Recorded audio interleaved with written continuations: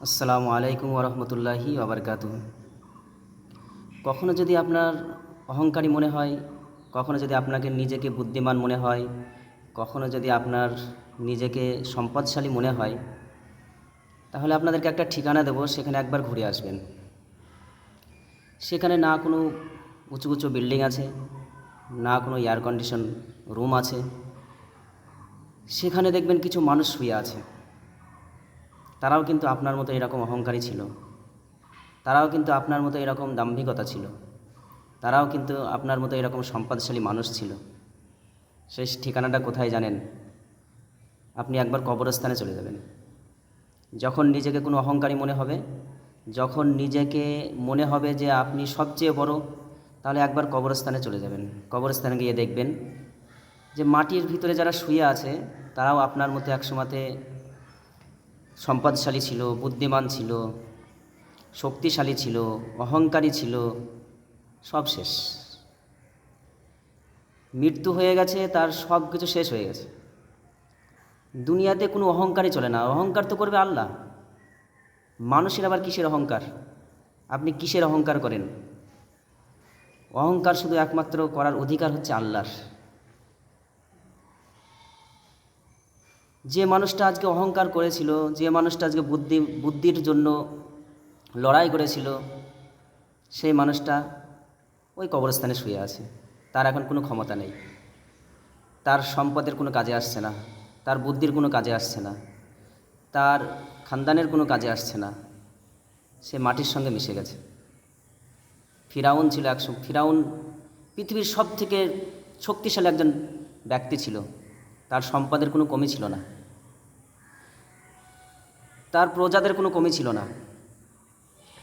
সে যখন যা ইচ্ছা তাই করত। বিরাট শক্তিশালী মানুষ, অহংকারী মানুষ ছিল। কিন্তু আল্লাহ সুবহানাহু ওয়া তাআলা তার অহংকার সব চূর্ণ বিচূর্ণ করে দিয়েছে। ওই ফিরাউনকে জানেন কি করেছে আল্লাহ? ওই ফিরাউনকে আল্লাহ সুবহানাহু ওয়া তাআলা পানির ভিতরে চুবিয়ে চুবিয়ে মেরেছে। কোথায় অহংকার? কিসের অহংকার? কিসের শক্তি?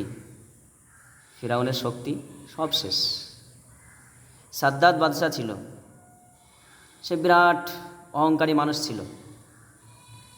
সেই সাদ্দাত বাদশাও সে শেষ হয়েছে। নমরুদ নমরুদ ছিল, সে বিশাল বড় একজন বাদশা ছিল, শক্তিশালী মানুষ ছিল। সে নমরুদ, আল্লাহ সুবহানাহু ওয়া তাআলা নমরুদকে ন্যাংরা মশা দ্বারা, একটা ন্যাংরা মশা নাকের ভিতর দিয়ে ঢুকে পুরো মগজে গিয়েছে।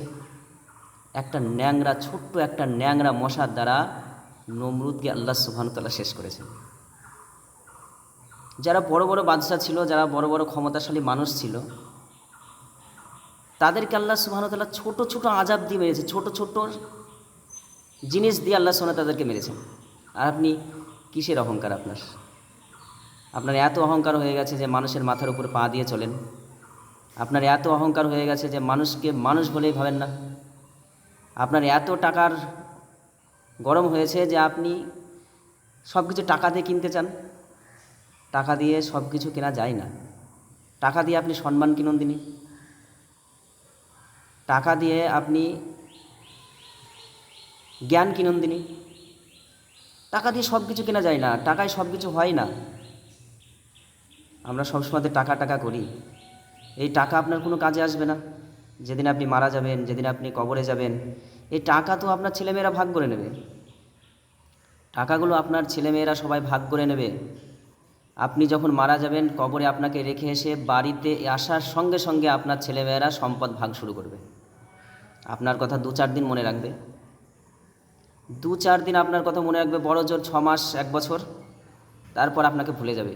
আপনার জন্য যে দোয়া করতে হবে, রব্বির হামহুমা কামা রব্বায়ানি সগীরা, আয় আল্লাহ, আমার মা বাপ যেভাবে আমাদেরকে লালন পালন করে বড় করেছে, আমার মা বাপকে তুমি তোমার রহমতের লালন পালন করো। এই দোয়াটা করতেও আপনার সন্তানরা ভুলে যাবে। আপনি কিসের জন্য করছেন? আপনি এত টাকার পিছনে কেন ছুটছেন? আপনি টাকার পিছনে ছুটেন না।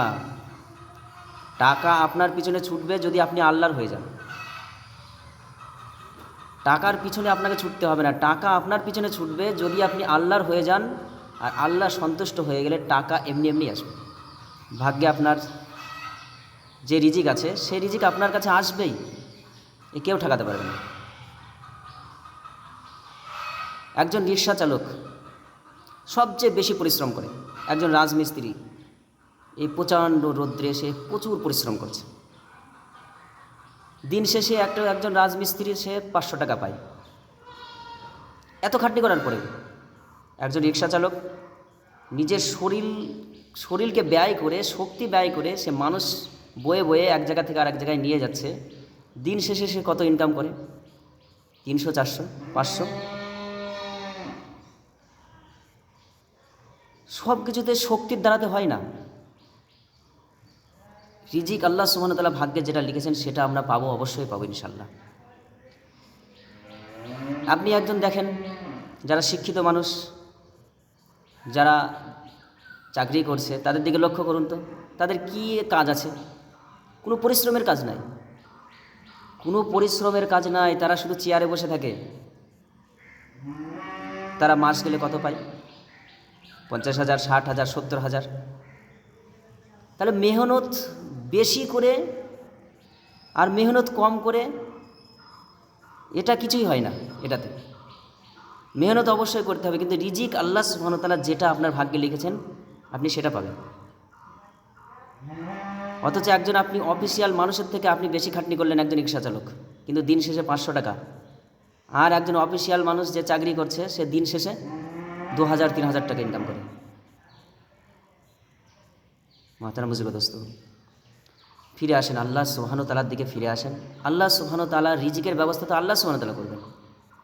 যদি আমরা আল্লাহর হয়ে যাই, আল্লাহ আমাদের হয়ে যাবে, রিজিক আপনার কাছে চলে আসবে অটোমেটিক, টাকা আপনার কাছে চলে আসবে, টাকার পিছনে আপনাকে ছুটতে হবে না। এই জন্য অহংকার বাদ দিন, নিজের অহংকার দূর করুন, মন থেকে অহংকার দূর করুন, হিংসা দূর করুন, নিজের শক্তির বড়াই করেন না, নিজের খানদানের বড়াই করবেন না, যা কিছু হয় সব আল্লাহর থেকে, এটাই মেনে নিন।